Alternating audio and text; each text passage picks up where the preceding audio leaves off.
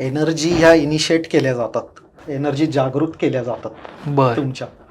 एखादा मंत्र तुम्ही कुठलाही, समजा फॉर एक्झाम्पल देवीचा मंत्र घेतला, तर देवीचा मंत्र का घेतला जातो? मंत्र हा तुमच्या आजूबाजूचे व्हायब्रेशन हे त्या देवीच्या व्हायब्रेशनशी मॅच करतं. अच्छा. स्टँडर्ड फिजिक्स आहे ते. लहानपणी आपल्याला 7वीत असायचं ना, असं मारलं की ते हो. वाजायचं वाजायचं. आणि दुसरं ठेवलं की ते आपोआप त्याच्या हालायचं, याच्याशी अलाइन व्हायचं, त्या फ्रिक्वेन्सीशी. करेक्ट. सेम आहे. तुम्ही जेव्हा मंत्र जपता, पद्धतशीर जर तुम्ही गुरु करून ऑथेंटिक वेनी जपत असाल, तर त्या मंत्राचे व्हायब्रेशन आणि त्या देवताचे व्हायब्रेशन हे मॅच होतं आणि ते हळूहळू हळूहळू संपर्कात येऊन तुमच्याशी संवाद साधतात. संवाद हा वायुरूपात असतो. कोण म्हणल, आता हेही एक मार्केटमध्ये अजून चालू आहे बरं का, की प्रत्यक्षीकरण करतो आम्ही, सिद्धींचं प्रत्यक्षीकरण करतो.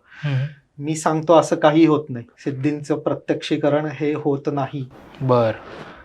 तुम्हाला तुमचे जे देवी देवता असतात ना, ते दृष्टीमध्ये दिसतात, चेतनेमध्ये दिसतात. ते कधीच तुम्हाला असं दिसणार नाही. सदैव. हे फार सदेह तर दिसणारच नाही. हे फार क्वचित जे रामकृष्ण परमहंस सारखे खानदानी माणसं आहेत, जे झेलणारी माणसं आहेत, ते त्यांच्यासोबत होतं. फार रेअर असतात ते. बर.